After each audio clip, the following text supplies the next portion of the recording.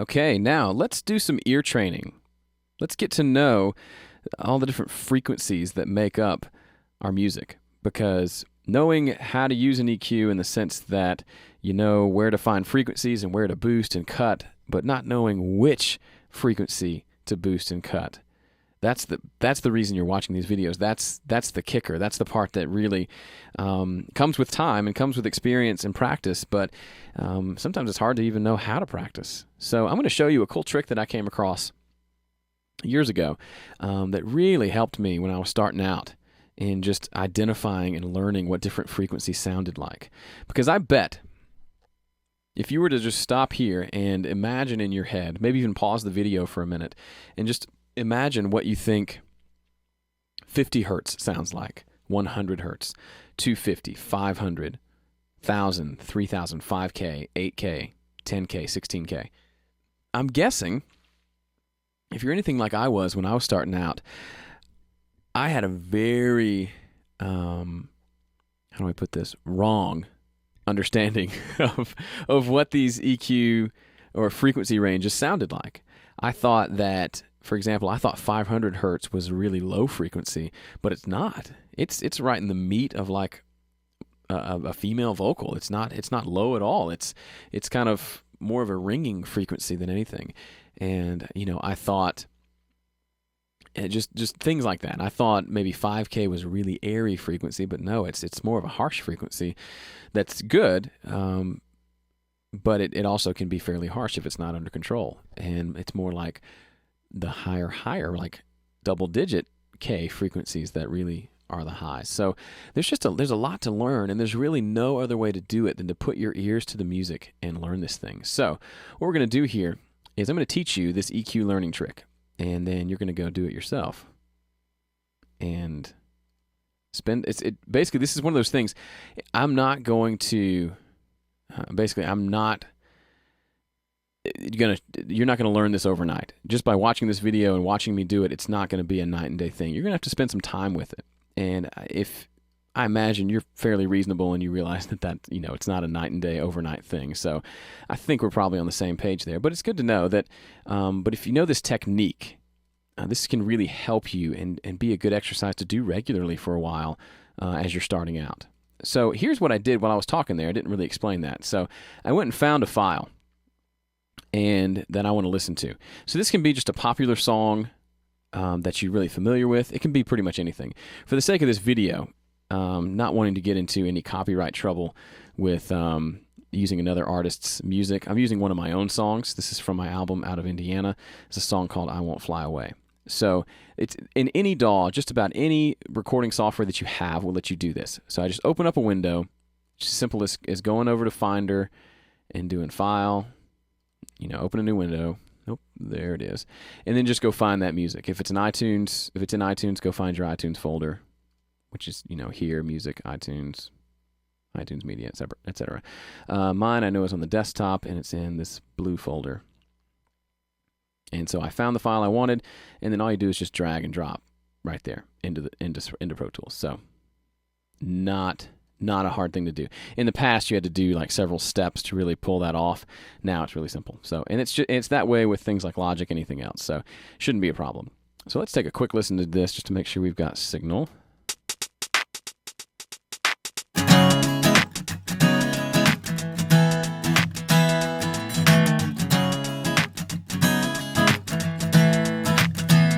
Cool. So I picked this song because it's fairly versatile frequency-wise. It starts off with that little drum beat and acoustic guitar, which is fairly simple. But then as it grows, it gets all this bass and all these other electric guitars and stuff. Cut and run before it's too late. So I'm going to find a good place to start, and we'll just keep playing a section over and over.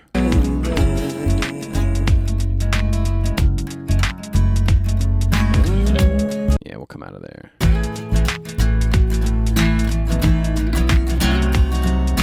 I won't fly away. Okay, so we've got our track. That's not really the big deal. So it's here and we're listening to it. What do we do now? Well, first off, real quick, I made a stereo track. This is the track I made in the last video. So it's a stereo left and right track. So this is just one track with left and right. Okay, so now I need to put a plugin on here. So what we're going to do, we're going to put 2 EQs. So let me show you where that is. Come to here, go to EQ. We're going to find that 7-band EQ that we were using before, which is right here. And then we're going to come and add a second one. So if you're listening to the audio, I basically just added a copy of the same EQ. So there's 2 EQs on this track, 2 of the exact same EQs. And you know what? I'm sorry. That's not right. What we need to do is duplicate this track. So we come over here and click on duplicate. Right-click on the name of the track, click duplicate, say OK. And now, if we take a look, we've got 2 copies of this. So if we hit play, we still hear everything. Obviously, it's distorting because they're both really loud. But what we're going to notice here is we've put an EQ on each track. So take a step back. I kind of misled you there, especially if you're listening on the audio. You might be lost. I've got the same song, and I put it on 2 tracks in the exact same spot. So they're both songs are starting at the very beginning of the timeline in Pro Tools, and I've got the same EQ on both tracks.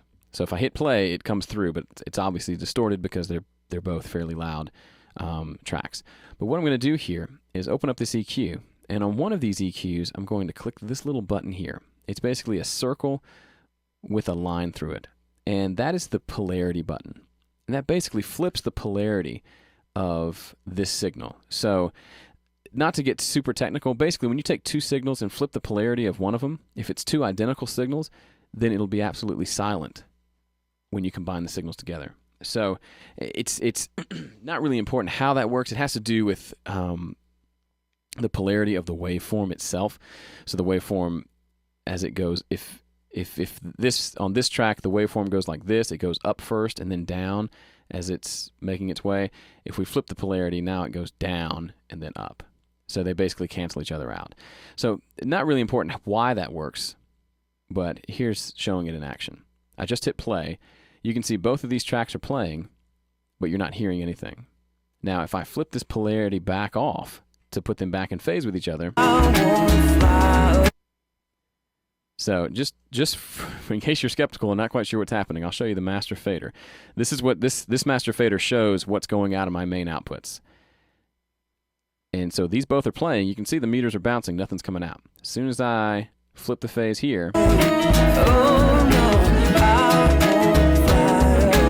Now it's silent. So, pretty cool. And what's happening is they're actually being completely canceled out. One is basically the negative of the other. It's kind of a mathematical way to look at it. Okay, so now what do? Well, we've got these 2 tracks playing, and now that we have them out of phase with each other, what happens when we change something on one of them? So right now, they're identical tracks, completely identical, and if we hit play, nothing happens.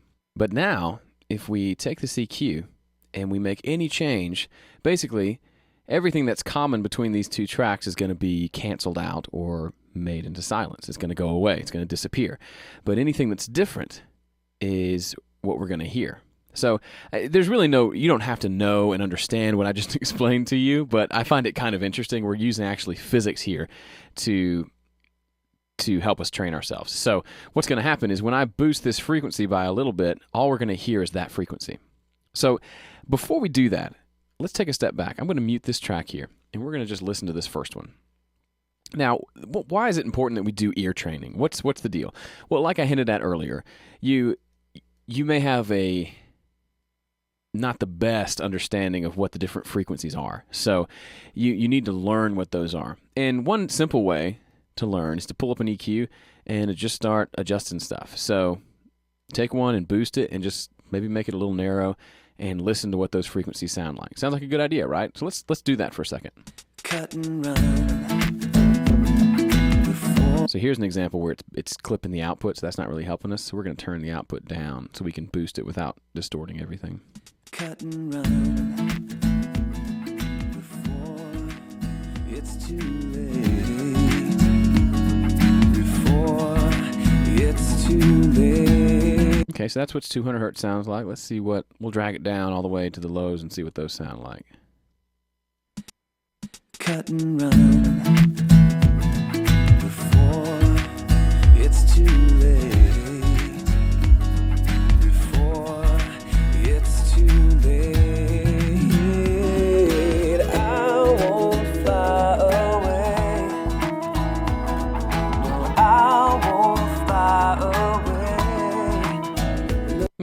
So that particular frequency band only runs to this. So if we want to go any higher, we can come grab another one and listen to those as we sweep up. So we're going to start at 1K and go up. Cut and run before it's too late. Before So that's 2K. it's too late. I won't fly away. 5K. And that's 8K. Okay, so that's helpful, and there's nothing wrong with that, but I think this way that I'm going to show you is a fair amount better because it isolates the frequencies. So what's going to happen when I boosted this one, for example, let's say when I boosted it at 250 hertz or so, what you were hearing is 250 hertz louder than all the other frequencies, but you were still hearing everything below 250 and everything above. Let's listen to that again. Cut and run. So you can still hear the highs and the lows. It's just this particular frequency is obnoxiously loud. So that's a good way to listen for it and hear it, but you're still not completely sure as to what the frequency is. So, or what just that frequency sounds like. Now you can do things like get a tone generator that simply generates a specific frequency. That doesn't really help either. You have to listen to music and really listen to what that sounds like. So what we're going to do now is we're going to bring all these back to 0. And an easy way to do that, in Pro Tools at least, is to hold down Option on the Mac or Alt on the PC and click on the gain knob, and it'll bring it back to 0. So all these are at 0. We're good. So now if I unmute this track and we make sure that this one is, the polarity is off on this one, we should hit play and hear nothing. All right, perfect. So now we're going to hit play, and I'm going to take one of these EQs, and I'm going to adjust things. And listen to the difference now, for example, when I boost around 250 hertz.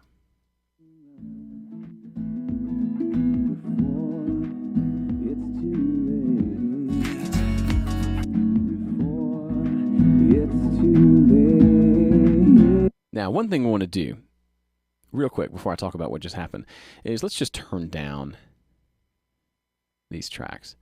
I'll turn this one down to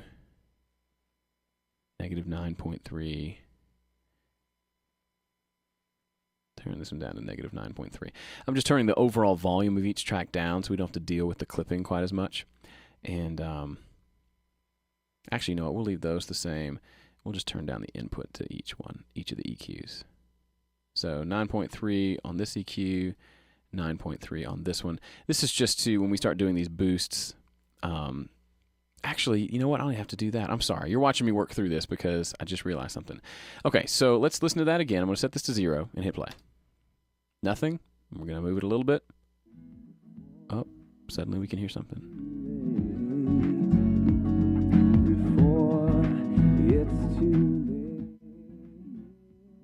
And when it goes back to 0, it goes away. So what's happening is we're only going to hear what's different between the two. So right now, the only difference is happening around 215 hertz, and that's all we're hearing. You'll notice that if we widen the cue, we can hear more frequencies.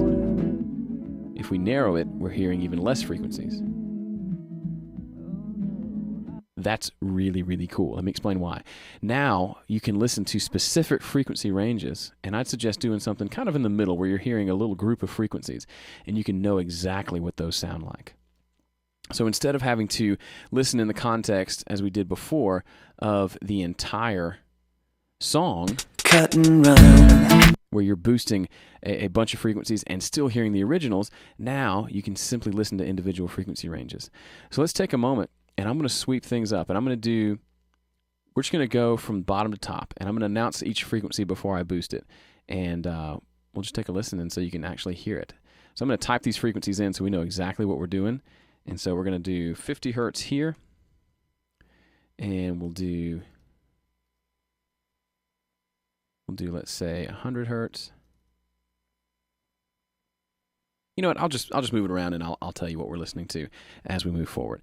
Okay, so let's take a listen. Let's do some ear training and just listen. I'd encourage you to sit back and listen, and you can even close your eyes if you're listening to the audio version. Just sit back and listen, and I'll tell you what to listen for, and just really soak in what these particular frequencies sound like. Okay, so we're going to start. It's playing now. We're going to start with 50 hertz. So this is fairly low, and we're going to boost down there and take a listen.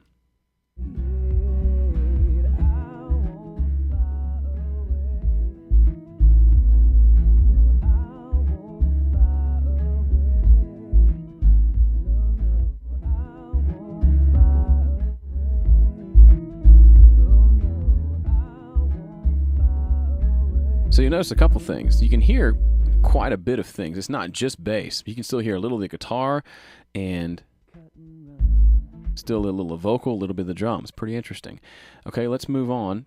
Let's listen to 100 hertz.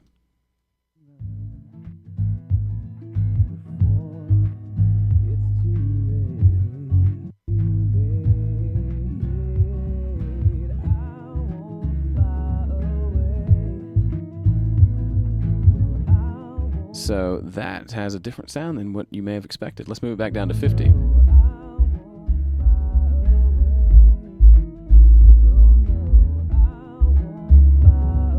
Now back to 100. So that's one of the things I used to think. I used to think 100 hertz was the bass, and that really anything below that wasn't really usable. Turns out around 50 or 60 is really where the bass is, and 100 hertz is more, it's kind of more hollow sounding. Here's 100 hertz. Doesn't really have any punch. Listen down to 50 hertz.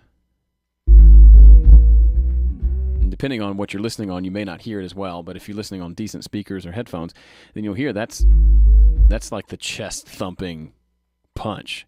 So right off the bat, that's something really interesting. Okay, let's go up a little higher. Let's see what say 200 hertz sounds like.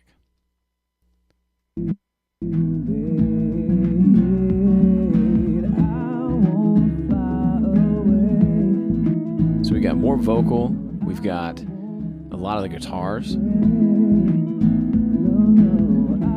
that's really it. They're all really just kind of grouping around there. It kind of sounds muddy when you boost that particular frequency. Let's listen to maybe up around 400 hertz. I'm not going anywhere. I won't fly away.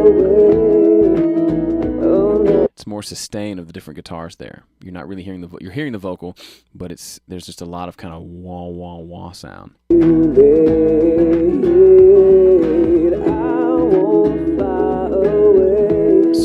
Certain notes that I'm singing there are boosted because that's the actual frequency of the note that I'm singing. So we're in the range of the human voice there.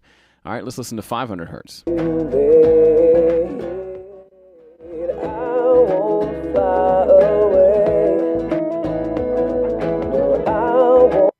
Interesting. Let's go up to 700 hertz.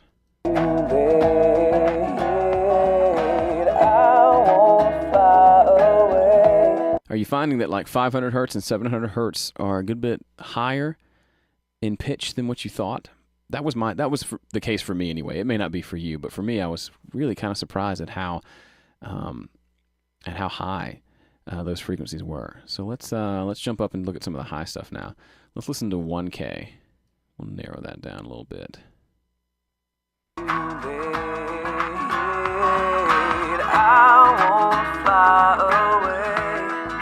Okay, so it's kind of a little tinnier, kind of got that telephone kind of sound to it.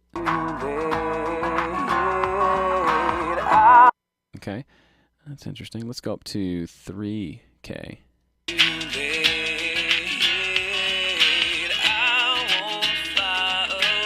So between 1K and 3K, a lot happened. I'm going to start at 1K and sweep up to 3 again so you can kind of hear what's going on there.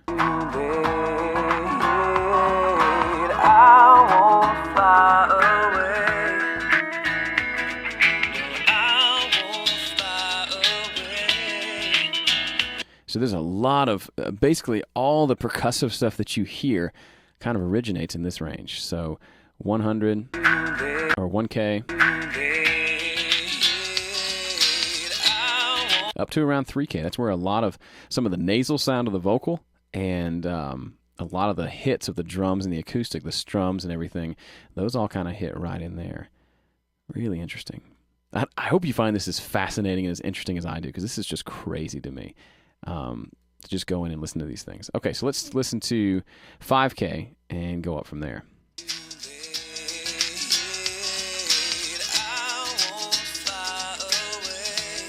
5K to like 8K or so can be really harsh. So if you listen, that's kind of where, if there's a lot of sibilance on the vocal, the S's of the vocal can be really harsh. That's where you're going to hear that.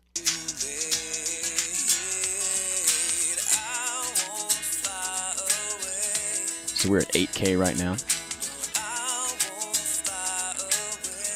So a little bit harsh there. And as we move up, everything probably like 10K and above is just more air. There's not much tone there. It's just a lot of kind of the hissy breathiness, and something that sometimes you can get away with boosting a little bit, but it's good to know where that's found. So let's take a listen to that. We'll start at like 9K and go up.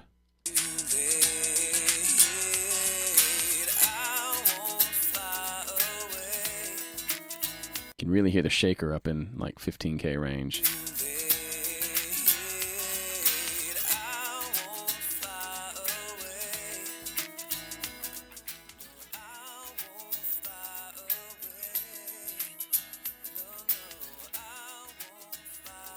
Those above 15K are kind of what I call like the itchy throat frequencies. It seems like whenever you listen to those, especially with headphones, it like resonates through your ear canal down into your throat and makes you feel funny. So it makes my throat itch.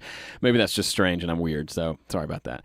But hopefully this little experience was pretty helpful for you. As you can see, you could just take any song and just learn a lot from it. For example, we can take this heavier song of mine called Change, and just go to town with it.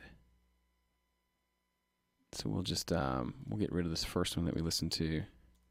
So I'm bringing a new song in, gonna hold down Option to copy that over to the second track, and now let's take a listen to this one. This one's kind of a heavier, real heavy kind of tune. Whoops, I grabbed the wrong one. I can't read. Let's try this one. There we go. Okay, let me copy this one over. So this one's kind of a heavier song. Can somebody help me find myself? So a little heavier drums to listen to. Let's just listen to that for just a minute with our little EQ secret ninja moves. Help me find myself. So that's 100 hertz. And here's 50.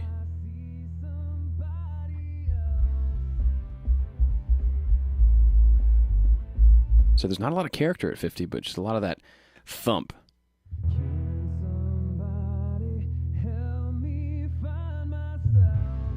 So that's 100 hertz. Let's go up to 200 or 150.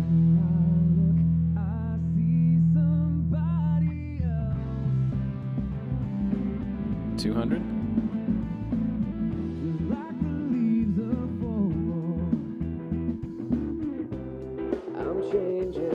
This is around 400.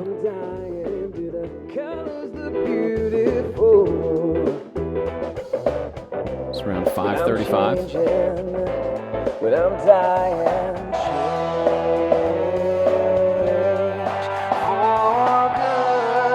It's 800.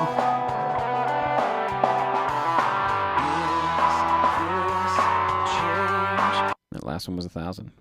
It's just so interesting to listen to. Let's go up in the high frequencies now. can This is somebody around help 2K. me find myself?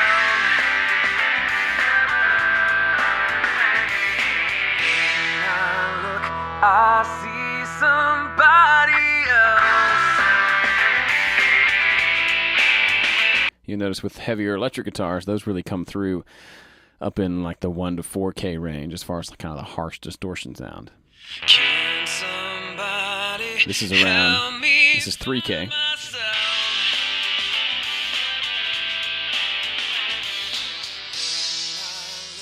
I see This is 5K. somebody else. This is 8K, where a lot of that sibilance can happen. It's where the hi-hat likes to hang out too. I'm changing. I'm dying to the colors, the beautiful. And that's, around 14K or so. So, as you can see, I I could do this all day long.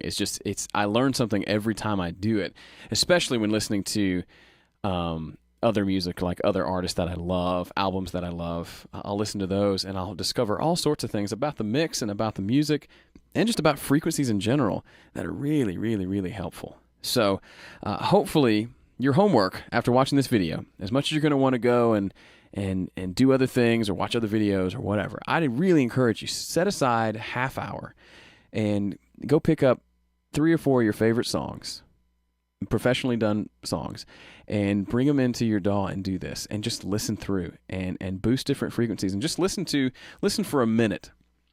Listen to what 100 hertz sounds like and really just come to like train your ears when they hear that, when they feel that frequency, that you know what that is. And what'll happen over time is you're mixing a song and you think, man, this song sounds kind of boomy. It's just kind of muddy. What is that? Then you'll think, okay, you'll remember that kind of sounds like it might be in the 100 to 150 hertz range maybe. So then you go and you check, and you're checking different tracks and seeing which one has a lot of 150 hertz in it, and then you go find it, and then you cut it and get rid of it. And that's a big part of what mixing is being able to identify those frequencies. So that's why you may think it's a little weird to do a little ear training. You may think it's a little weird that we spent so much time talking about it and demonstrating it, but it's a huge, huge, huge, huge, huge part of the process. So this is how you learn. You can learn by mixing it and getting a bunch of bad mixes and slowly getting better at it. And that's probably going to be part of the process anyway. But another good way to learn is to do this and to get really intimately familiar with the frequencies and what they represent and what instruments like to live in those frequencies. And it's going to be one of those things that you learn and you never stop using. It's just going to be one of those really valuable pieces of knowledge in your head. So hopefully you enjoy that. And we're going to get into some more fun stuff in the next video. So thanks again. Your homework now, go and do this and learn a lot. Okay.